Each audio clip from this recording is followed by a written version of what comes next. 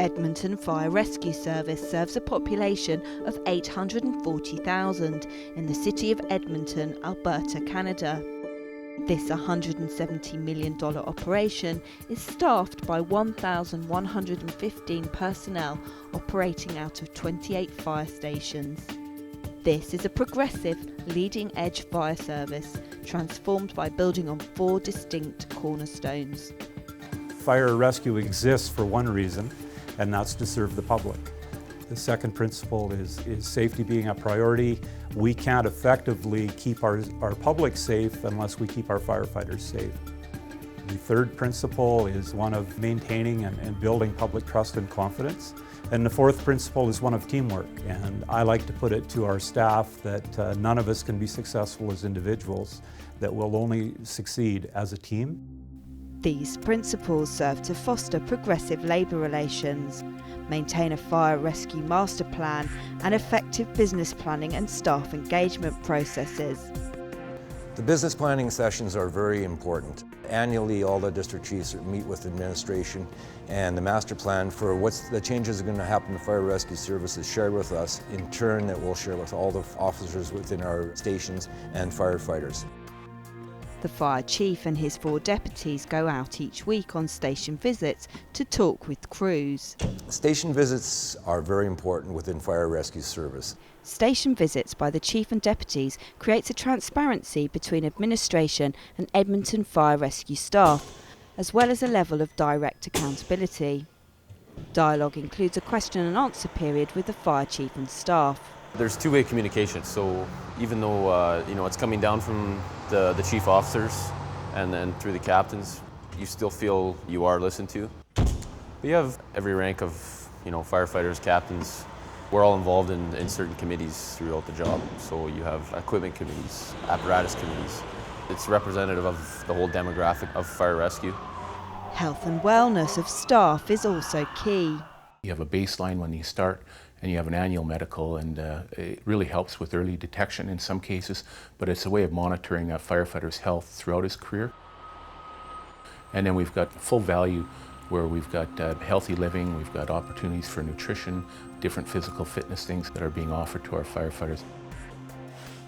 Well, we've talked a lot about the importance of our staff, and I give tremendous credit to our labor association, Edmonton Firefighters Union. And certainly as we move forward, it's really critical that we maintain that good working relationship that we have. Communication is key. Sharing of information is critical. To be able to understand where each other is coming from, an openness to share that information, although sometimes it's in a very confidential way, and the trust factor has to be there in order to respect that.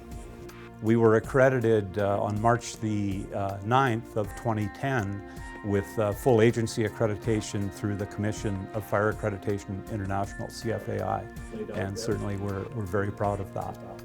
The union and administration had this coin minted in commemoration of the accreditation through Commission on Fire Accreditation International as a joint effort, and also to share with our staff and our members. Edmonton Fire and Rescue continuously looks to transform and improve the organisation and maintain a fire rescue plan. The master plan aligns very well with the city long-range strategic plan called the WAYS. And our master plan basically outlines City Council's policy and performance evaluation framework. The Fire Rescue Master Plan has done a really excellent job in articulating the future in terms of fire rescue, both in terms of new stations and based on the projection of growth in the city and the kinds of services that citizens can expect. And that notion that as the city develops, that the fire stations and the fire service will adapt to the way the city grows, I believe gives citizens great confidence. In order to improve the commercial insurance rates, we've tried to do is have fire stations in proper proximity to the kind of areas they're going to have to service, and so that's a big part of it.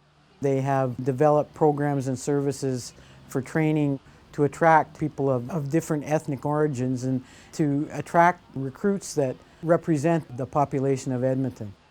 And secondly, they've shown leadership in that regard in simple things that really make a difference to people in terms of their lives. World FM has been broadcasting in Edmonton for about 30 years to 20 different languages. The Fire Rescue Services Department has a lot of important safety information that they need to send out to all communities. What we've created is a portal through worldfm.ca where we actually log all of our audio files. Everything's translated in the respective language, and it's very, very easy to, as a user, to go to the website, choose their language and pick fire tips.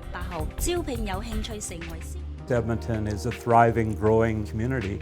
We're here to serve our citizens, and it's really all about continuous improvement. We need to keep pace with what's happening in the industry and in our city.